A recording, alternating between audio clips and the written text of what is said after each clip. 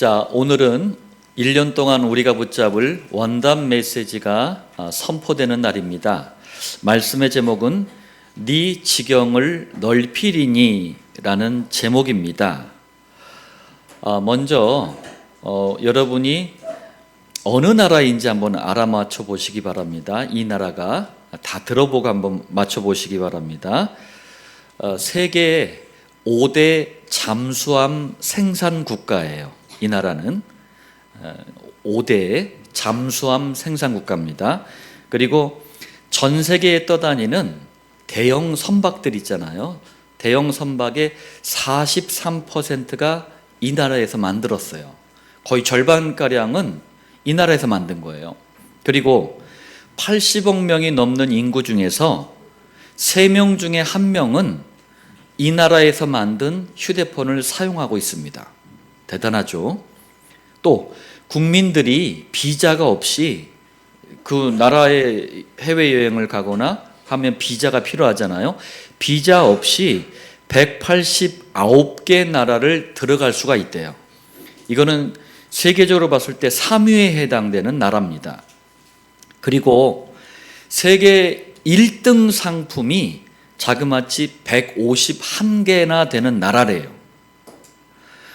심지어 이 나라는요, 유엔에서 전자정보 기술이 세계 1위다 이렇게 선언을 했습니다.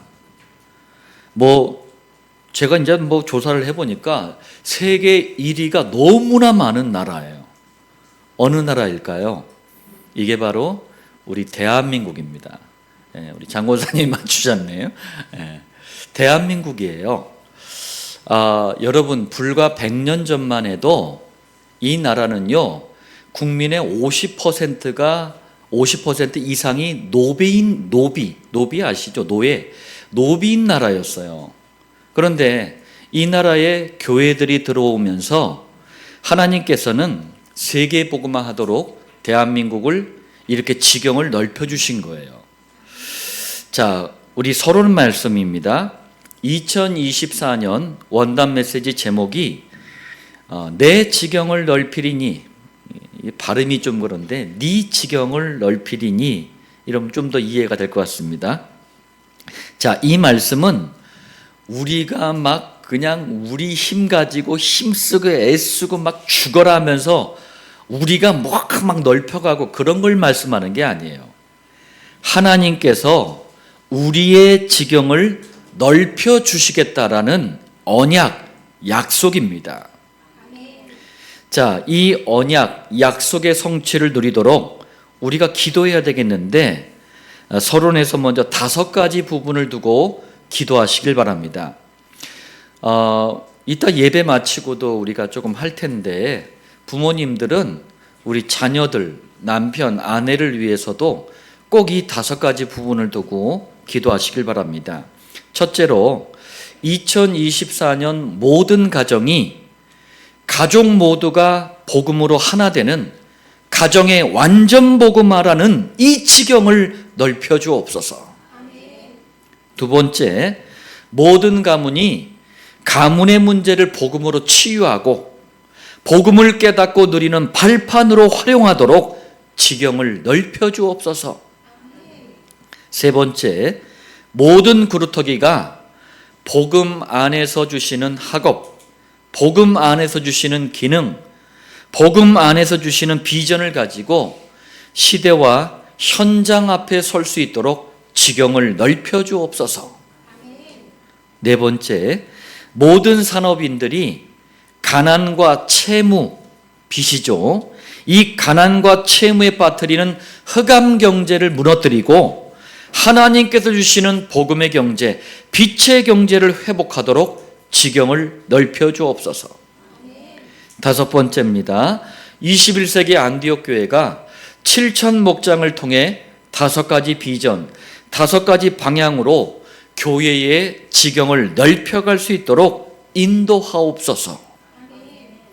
여러분, 이 5가지를 여러분 자신과 가정, 가문, 후대, 산업, 교회를 두고 꼭 기도해서 말씀의 성취, 언약의 성취를 누리는 은혜가 있기를 예수님의 이름으로 축복합니다. 자, 그럼 본론 첫 번째입니다. 지경이라고 했는데 지경이란 도대체 무엇을 말하는 거죠? 자, 첫 번째입니다.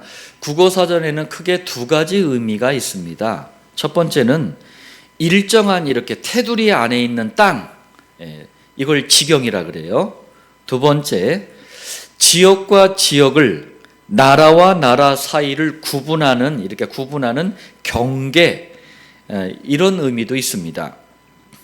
대한민국 지도나 전 세계 이렇게 지도를 보면은 지역과 지역 그리고 237개 나라와 나라 사이를 구분할 수 있도록 이렇게 선을 그어놨잖아요. 그걸 지경이라고 하는 거예요. 자, 두 번째입니다. 지경이라는 단어의 히브리어가 게불, 해산물 가운데 게불이 있는데, 게불이라는 히브리어예요. 자, 게불의 뜻이 뭐냐면 끈 아시죠? 이게 묶고 매는 끈. 이게 뭐냐면은 경계선을 말하는 거예요. 끈 가지고 이렇게, 지금은 이제 자가 있잖아요. 예전에 끈 가지고 이렇게 경계선을 나눠 놓았거든요. 경계선을 말하는 겁니다. 제가 이걸 말씀을 묵상을 하다가 놀라운 사실을 하나 깨달은 거 있죠. 제가 29살 이전에는 분명히 불신자였거든요. 그런데 제가 성장하던 우리 전도사님들이나 집사님들이 성장하던 그 시대에도 아마 있었던 것 같은데, 우리가 예수 믿기 전부터 아주 성경적인 놀이를 했던 거 있죠. 그게 뭐냐면은 땅 따먹기 그거였어요. 자기 처음에 요만큼의 지경을 가지고 있으면서 이게 조그마한 요걸 갖다 막 탁탁 치면서 지경을 넓혀 가잖아요. 그러면서 선을 자꾸 긋잖아요. 아주 성경적인 놀이였어요, 그게. 가만히 생각해 보니까 내 지경을, 경계선을 자꾸 넓혀가는 거였어요. 세 번째입니다. 그럼 복음의 관점으로, 복음의 눈으로 지경이란 단어를 한번 설명해 보겠습니다. 첫 번째는 그리스도의 비밀 가진 우리 성도를 통해서 하나님께서 역사하시는, 하나님께서 일하시는 범위가 어떤 건지를 말해주는 거예요. 그러니까 2023년 지난 한 해 동안 하나님은 여러분을 통해서 역사하시는 범위를 이만큼 주신 거예요. 자, 21세기 그럼 안디옥 교회 지경의 범위는 얼만큼일까요? 바로 7천 목장과 5가지 비전, 5가지 방향이 범위예요. 하나님께서 역사하시는 범위, 지경입니다. 두 번째예요. 자, 그럼 지경을 넓힌다. 이건 뭐냐면은 하나님께서 성도에게 역사하시는, 일하시는 범위가 확장된다, 넓어진다는 의미예요. 2024년 모든 성도의 가정, 가문, 후대 산업에 하나님께서 역사하시는 이 지경이 넓혀지는 축복이 있기를 바랍니다. 저희 가정도 어제 이제 강단 말씀을 이렇게 나누면서 제가 마지막으로 이 부분을 또 강조했어요. 올해 우리 구루터기들, 특별히 우리 구루터기들, 그리고 우리 어른들도 지경을 모두 넓혀 가시길 바랍니다. 이게 복음 가진 자의 축복이에요. 자, 본론 두 번째입니다. 그럼 어떤 성도에게 지경을 넓혀 주시는지 여호와께서 그것도 직접 말씀해 주셨어요. 출애굽기 34장 24절, 네가 매년 3번씩 여호와 네 하나님을 뵈려고 올 때에, 이게 방법이래요. 무슨 말이죠? 매년마다 3번씩 여호와 하나님을 뵈려고 올 때, 이거 예배한다는 거거든요. 세 번씩 뵈러 오는 그때를 세절기라 그래요. 세절기. 다시 말하면 세절기의 비밀과 축복을 가진 성도에게 여호와 하나님은 지경을 넓혀 주시겠다는 약속이에요. 자, 그러면은 세절기가 뭔지 보겠습니다. 첫 번째 절기가 바로 유월절이에요. 이스라엘 백성은 430년 동안 하나님 떠나 지옥 운명에 잡힌 세상을 상징하는 게 애굽이에요. 사단을 상징하는 게 바로왕인데 바로왕에게 잡혀가지고 온갖 고난을 당했단 말이에요. 또 원죄에 잡힌 노예 생활, 노예 상태를 상징하는 게 노예 생활이에요. 이스라엘이 지금 어디 있었던 거예요? 창세기 3장 아래 묶여버린 거예요. 원죄 사단 지옥이라는. 자, 절대로 빠져나올 수 없었던 이 애굽에서 빠져나올 때 방법은 오직 하나였어요. 뭐였죠? 그리스도의 십자가 희생의 피를 상징하는 어린 양의 피를 바르는 거예요. 어떻게? 어린 양의 피를 찍어가지고요, 문인방과 문설주에 발랐어요. 뭐 뒷문이나 우리 옆문에 보면은 이 문틀이 있어요. 그래서 가로 부분이 문인방이에요. 세로 부분의 틀이 문설주예요. 여기다가 어린 양의 피를 바른 거예요. 자, 이때 원죄 사단 지옥에 잡힌 세상을 상징하는 게 애굽이란 말이에요. 애굽에 있는 모든 사람들 짐승할 것 없이 장자, 그러니까 처음 태어난 것, 장자라고 했을 때 맏아들 막 이러잖아요. 모든 처음 태어난 것이 싹 다 죽었어요. 왜? 로마서 6장 23절입니다. 죄의 싹슨 사망이요, 원죄 사단 지옥 해결하지 못하면 싹 다 죽는다. 그걸 상징하는 의미로 장자들을 싹 다 죽였어요. 짐승까지도. 그런데 희한해요. 그리스도의 속죄, 그리스도의 죄 용서의 피, 이걸 상징하는 게 어린 양의 피잖아요. 어린 양의 피를 바른 이스라엘의 가정들은 죽음의 재앙이, 사망의 재앙이 싹 다 넘어가 버렸어요. 이걸 영어로 패스오버 됐다 그래요. 패스오버라는 게 넘어갔다는 거예요. 이걸 한자어로 바꿔놓은 게 유월, 넘을 유, 넘을 월자예요. 유월절이라고 합니다. 복음의 관점으로 본 유월절은 이스라엘 백성, 이게 상징하는 게 모든 성도 아닙니까? 모든 성도가 그리스도의 희생을 붙잡았더니 구원받았다. 이걸 상징하는 거예요.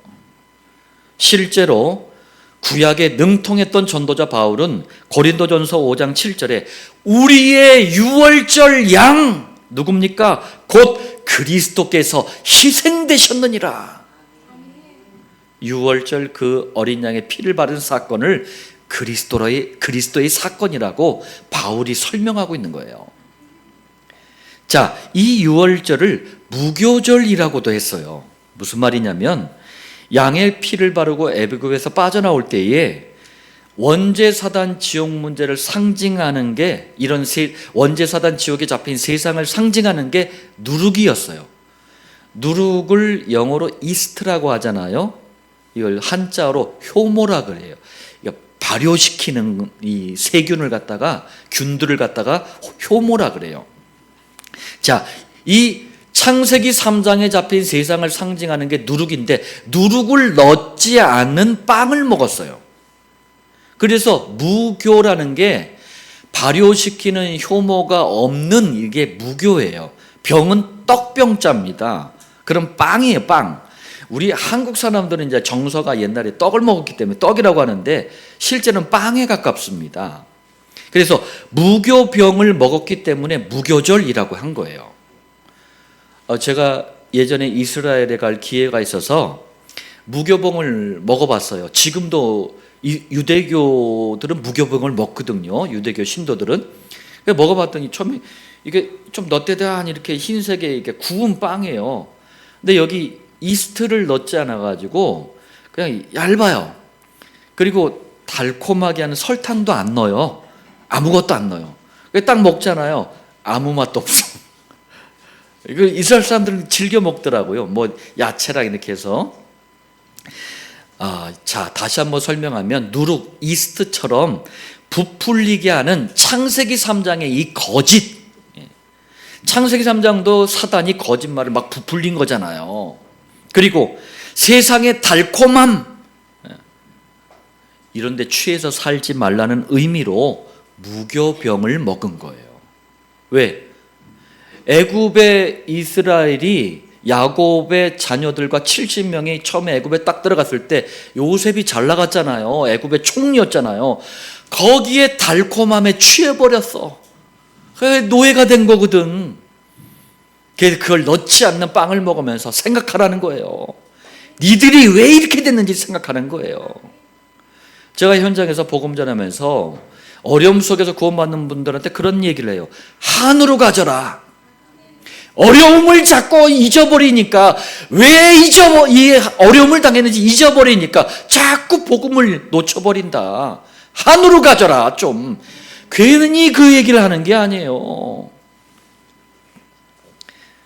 자, 누가복음 22장 1절에 유월절이라 하는 무교절이 다가오매, 이게 무슨 말이냐면 신약 시대에 와서는요, 유월절하고 무교절을 같은 의미로 사용을 한 거예요. 그러니까 유월절하면 무교절, 같은 걸로 생각을 한 거예요. 그리고 유월절 어린 양의 피의 실물 실체 주인공이 누구죠? 그리스도 아닙니까? 그리스도께서 언제 십자가에서 희생당하신 줄 아세요? 구약의 이 약속대로, 말씀대로 유월절 무교절 날 희생당하셨어요. 그래서 구약 성경을 볼 때 그리스도라는 안경을 쓰라고 보라는 거예요. 마가복음 14장 1절에 이틀이 지나면 유월절과 무교절이라 같이 사용한 거예요. 대제사장들과 서기관들이 예수를 흉계로 잡아, 흉계는 아주 악한 꾀입니다. 죽일 방도를 구하며, 그래서 십자가에 예수님께서 유월절 무교절에 희생을 당하셔요. 자, 정리하면 유월절은 그리스도의 희생으로 모든 성도가 받은 구원을 상징합니다. 여호와 하나님은 구원의 비밀과 축복을 가진 성도의 지경을 넓혀주실 것입니다. 두 번째예요. 맥추절이란 절기입니다. 자, 애굽에서 빠져나온 이스라엘 백성의 수가 200만 명이 넘었어요. 그런데 빠져나온 곳이 어디냐? 아무것도 살 수 없는 삭막한 사막이었어요. 그래서 싹 다 죽은 줄 알았는데 어메나 오히려 보리를 거두고 첫 열매를 수확해서 여호와께 감사의 예물로 드렸어요. 이것을 기념하는 게 맥추절입니다. 보리맥, 추수하다라는 뜻의 추예요. 보리를 거두었다는 절기예요. 자, 맥추절은 다양한 이름이 있습니다. 보리를 거두고 첫 열매를 여호와께 감사로 드렸기 때문에 초실절이라고도 해요. 초실이라는 게 첫 열매예요. 또 유월절 후에 50일째에 지켰기 때문에 오순절이라고도 합니다. 오순이라는 게 다섯 오, 열을 순해가지고 50일을 얘기하는 거예요. 복음의 관점으로 맥추절을 보면 그리스도의 성령께서 사막과 같은 세상을 살아가는 모든 성도들을 위해서 성도들 마음속에 함께 하신다. 함께 하실 뿐만 아니라 인도하시고 역사하신다. 책임져 주신다. 이걸 상징하는 게 맥추절이에요. 그래서 구약에 약속된 이 성령님이 언제 오시죠? 신약 시대의 초대교회가 시작할 때 처음으로 강림하셔요. 그날이 언제인지 아십니까? 바로 맥추절, 오순절이었어요. 사도행전 2장 1절로 4절입니다. 오순절 날이 이미 이름해. 오순절, 맥추절이에요. 그들이 다 같이 한 곳에 모였더니 벌어진 일이 뭡니까? 그들이 다 성령의 충만함을 받고.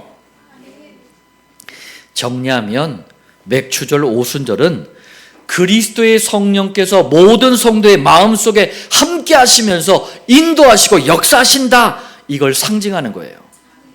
여호와께서는 성령님의 인도 역사라는 비밀과 축복을 가진 성도의 지경을 넓혀주실 것입니다. 세 번째입니다. 수장절이라는 절기예요. 자, 수장절은 애굽에서 나와가지고 어디를 빙글빙글 돌았느냐? 사우디아라비아 북서부 사막 지역을 빙글빙글 돌았어요. 그 주변 나라들이 저것들 다 굶어 죽는다. 왜? 사막이니까. 그랬는데 오히려 가을에는 곡식을 거두어가지고 추수를 하네. 추수한 곡식을 또 창고에 저장까지 하네. 이때 감사로 드린 절기가 바로 수장절이에요. 수장이라는 게 거두어서 저장한다라는 거예요. 자, 수장절도 다양한 이름이 있습니다. 집이 아니고 장막을 져요. 장막이라는 게 천으로 뭐 이렇게 만든, 오늘날의 텐트 같은 의미로 보시면 되겠네요. 장막을 짓고 일주일 동안 생활했기 때문에 장막절이라고도 합니다. 이렇게 하는 이유가 뭐냐면은 이스라엘 백성이 40년 동안 광야에서, 이 사막에서 장막을 치고 생활했던 이 시기를 절대로 잊지 말아라. 성령께서 우리의 장막이 되주셨다. 그리스도께서 우리의 장막이 되주셨다. 이걸 잊지 말라는 거예요. 또 풀로 만든 장막을 지었다는 의미로 초막절이라고 해요. 풀초자에다가 이 천을 의미하는 이 막이거든요. 그러니까 풀로 대신해서 이게 텐트처럼 친 거예요. 21세기인 지금도 유대교에 잡힌 유대인들은요, 초막절이 되면은 집 앞마당에 나뭇가지랑 풀을 이용해서 초막을 만들어요. 그래서 집이 아니라 그 초막에서 부모님하고 아이들이 일주일 동안 생활을 해요. 왜 그러냐면 그리스도가 아직 안 오셨대. 그리스도가 예수님이라고 믿지도 않아요. 그러니까 이러고 있는 거거든요. 자, 또 21세기인 지금 모든 교회들은 추수감사절로 이날을 또 기념을 합니다. 지난번 추수감사절 때도 말씀드렸지만 참고로 추수감사절에 다양한 곡식이나 과일, 이런 농산물들을 진열하는 것은 바로 성도가 장차 가야 할 영원한 장막이 있다. 그게 바로 천국이다. 이 천국이 얼마나 화려한지 기뻐하고 감사해라. 그런 의미로 나열을 해놓는 거예요. 진열을 해놓는 겁니다. 자, 복음의 관점으로 본 수장절은 그리스도의 구원을 받은 모든 성도는 이 땅에서는 성령님의 인도와 역사를 누리는 장막 아래 딱 살다가 죽으면 어떻게 돼요? 장차 영원한 장막에 가야 되는 거예요. 영원한 장막에. 그 영원한 장막이 바로 그리스도께서 직접 다스리시는 천국이에요. 정리하면 수장절은 이 땅에서의 장막이 거치는 날이 있어요. 그걸 죽음이라 그래요. 그러면 끝이 아니고 영원한 천국으로 안전하게 우리를 인도하셔서 그리스도와 함께 영원히 사는 것을 상징합니다. 여호와 하나님은 그리스도께서 직접 통치하시는 천국의 비밀과 축복을 가진 성도의 지경을 넓혀주실 것입니다. 네 번째예요. 자, 그리스도 안에서 모든 성도에게 주신 구원, 성령님, 천국, 그야말로 이거는요 완전한 축복입니다. 과거, 현재, 미래, 오늘, 내일, 미래까지 영원히 완전한 축복을 상징하는 거예요. 이게 세절기입니다. 이 세절기를 잊지 않도록 이렇게 붙잡으래요. 첫 번째, 매년. 이건 뭡니까? 반복과 지속을 의미하는 거예요. 1년만 하고 한 번만 하고 때려치지 마라. 세절기가 상징하는 그리스도는 평생 붙잡아야 될 영원한 축복이다. 그 말씀이에요. 두 번째, 3번씩이라 그랬어요. 자, 1년 중에도 12달 있잖아요. 적당하게 초반에, 중반에, 하반기에 적당하게 간격을 버려놓고 그리스도를 놓칠만 하면 다시 붙잡도록 1년 중에 3번을 정해놓은 거예요. 다시 말하면 그리스도 이 복음을 절대로 놓치지 않도록 각인, 뿌리, 체질로 만들어라. 그 말씀이에요. 자, 본론 3번째입니다. 세절기의 비밀과 축복을 올바르게 붙잡고 누리면 자연스럽게 따라오는 응답이 있습니다. 첫 번째, 출애굽기 34장 24절이에요. 내가 이방 나라들을 네 앞에서 쫓아내고, 자, 이게 무슨 말이냐면 이스라엘은 동서남북 사방이 적이었어요. 싸워서 이겨야 될 원수들 뿐이었어요. 동쪽으로는 아라비아, 지금의 사우디아라비아예요. 또 모압, 암몬이 있었어요. 지금의 요르단 땅이에요. 서쪽으로는 블레셋, 지금의 팔레스타인이에요. 팔레스타인하고 지금도 전쟁하고 있잖아요. 남쪽으로는 애굽, 지금의 이집트예요. 북쪽으로는 아수르, 세계사에는 아시리아라고 되어 있는데 지금의 이라크예요. 바벨론, 지금의 이란입니다. 이란. 그러니까 등등등 전부 적이었어요. 그런데 우리 구원받은 성도도 사방에 적이 있다는 사실을 기억하시길 바랍니다. 누구죠? 고린도후서 4장 4절, 이 세상의 신, 요한복음 16장 11절, 이 세상 임금. 자, 성경은 세상을 잡고 있는 이 세상의 신, 그 신이 누군지, 실제로 세상을 움직이고 있는 이 세상 임금, 그 임금이 누군지 밝히고 있습니다. 베드로전서 5장 8절이에요. 너희 대적 마귀.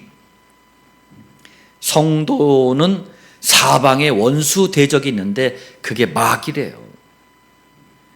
자, 정리하면 성도가 새 절기가 상징하는 그리스도의 비밀과 축복을 바르게 깨닫고 붙잡고 누리잖아요. 그러면 사방을 둘러싸고 있는 사탄과 흑암 세력이 추방을 당하는 거예요. 마귀의 나라가 깨어지는 거예요. 두 번째, 출애굽기 34장 24절, 아무도 네 땅을 탐내지 못하리라. 자, 이스라엘은 사방이 적이라고 그랬잖아요. 늘 전쟁을 대비해야 되는 나라예요. 지리적인 조건이 그래요. 이스라엘 실제 가보잖아요. 다 평지예요. 우리처럼 전 국토의 한 3분의 2 가까이 70%가 산인 나라는 거의 없을 거야 아마. 거기 다 평지예요. 북쪽만 약간 산악지대가 있어요. 그러다 보니까 다른 나라가 쳐들어오기도 쉬워. 산을 넘지도 않으니까. 지금도 이스라엘은 그래서 세계적인 정보기관 신베트라든가 모사드라든가 이런 정보기관을 그래서 가지고 있어야 돼요. 왜? 전쟁을 늘 대비하고 있어야 돼요. 그런데 매년 3번씩 절기를 지키기 위해서 이스라엘 모든 남자들, 남자들이 전쟁을 해야 되는 군인들이란 말이에요. 평상시에는. 그런데 이때는 어떻게 되냐? 성막으로 다 모여야 돼요. 또 성막이 나중에 예루살렘의 성전으로 바뀌잖아요. 성전 예루살렘을 또 다 가야 돼. 그러면은 나라 전체가 텅 비는 거예요. 싸워야 될 군인이 없는 거예요. 그럼 주변 나라들이 어떻게 하겠습니까? 쳐들어오는 거예요. 그래서 여호와께서 약속하신 거예요. 아무도 네 땅을 탐내지 못하리라. 자, 그리스도의 이 놀라운 비밀을 상징하는 새 절기의 비밀과 축복을 제대로 붙잡으면 뭐 하겠다는 거예요? 책임져 주겠다는 거예요. 다시 말하면 우리 구원받은 성도가 그리스도의 구원, 성령님의 인도와 역사, 영원한 천국의 비밀과 축복을 올바르게 붙잡고 있으면 여호와께서 곧 그리스도께서 성도의 가정, 가문, 후대, 산업을 책임져 주시겠다는 거예요. 왜요? 그리스도는 모든 것이기 때문에 그렇습니다. 고등학교 3학년 학생들은 시간이 아까워서 예배에 못 오겠대요. 사업하는 분들은 너무 바빠서 기도할 시간이 없대요. 청년들은 휘황찬란한 세상에 푹 빠져가지고 취해서 교회가 너무 수준이 낮대요. 그래 보일 수 있습니다. 그렇지만 분명히 말씀드립니다. 우리가 100년을 뛰는 것보다 그리스도께서 1초 역사하시는 게 훨씬 빨라요. 그리스도는 모든 것입니다. 그리스도께서 책임져 주시는 것을 누리시길 바랍니다. 이게 훨씬 쉽다니까요. 복음은 쉬운 거예요. 자, 결론 말씀드리겠습니다. 2024년 원단 메시지 네 지경을 넓히리니, 이 말씀의 성취를 위해서 여러분 새 절기의 비밀과 축복을 세 가지 필수 현장을 통해서 누리시길 바랍니다. 필수라는 게 뭡니까? 반드시 있어야 되거나 반드시 해야 되는 거, 이게 필수 아닙니까? 세 가지 필수 현장을 통해서 세 가지 절기의 비밀과 축복을 누리시길 바랍니다. 첫 번째, 유교절, 무교절의 비밀과 축복을 그리스도의 구원의 복음이 선포되는 곳이 어디입니까? 강단 말씀이에요. 유월절, 무교절이 상징하는 게 그리스도의 구원의 복음입니다. 근데 이게 매주마다 강단을 통해 선포되잖아요. 강단 말씀을 통해서 누리는 거예요. 강단 말씀은 원단 메시지 성취를 위한 첫 번째 필수 현장이에요. 올해도 어김없이 새로운 강단 노트를 준비했습니다. 설레임과 기쁨과 감사로 준비했어요. 우리 김미영 전사님 가정에서는 강단 메시지가 너무 기대가 되고 설레고 떨려서 점심시간에 비장의 음식을 준비하셨다고 합니다. 저는 비장의 강단 노트를 준비했어요. 이걸 어떻게 기록할지, 2023년 한 해의 강단 노트를 보면서 새로운 한 해는 어떻게 좀 기록을 해볼까, 무엇을 또 이렇게 기록할까, 어떤 방식으로 할까 고민도 하고 연구도 하고 너무 즐거운 거 있죠. 이 맛을 봐야 됩니다. 맛을 봐야 맛을 아는 거예요. 아무리 생각해도 그 광고는 시대적인 광고야. 맛을 봐야 맛을 알지, 샘표 간장. 예? 맛을 봐야 돼요. 두 번째, 맥추절, 오순절, 이 비밀과 축복이 상징하는 게 뭐예요? 그리스도의 성령님이 우리를 인도하시고 역사하신다, 이거 아닙니까? 이걸 누리는 시간이 정시기도예요. 정시기도 때 성령님은 인도하시고 역사하시는 거예요. 정시기도는 원단 메시지 성취를 위한 두 번째 필수 현장이에요. 세 번째, 수장절의 비밀과 축복, 이게 뭡니까? 그리스도께서 직접 다스리시는 천국 아닙니까? 그런데 이 천국에 우리만 가는 게 아니에요. 많은 열매들, 영혼들을 거두어 가지고 함께 추수해 가지고 가야 되잖아요. 그게 바로 성경적인 전도 방법인 목장이에요. 목장은 수장절의 비밀과 축복을 누리는 방법입니다. 목장은 원단 메시지 성취를 위한 세 번째 필수 현장입니다. 2024년 우리는 이번 주일서부터 새로운 시작입니다. 여러분, 여러분의 가정, 가문, 후대 산업, 우리 교회 지경을 넓혀가는, 그래서 우리가 후반부에 마지막에는 한 해 동안 이 말씀들이 어떻게 성취되는지를 증인이 돼서 고백하고 간증하는 이런 참된 축복이 있기를 살아계신 주 예수님의 이름으로 축복합니다.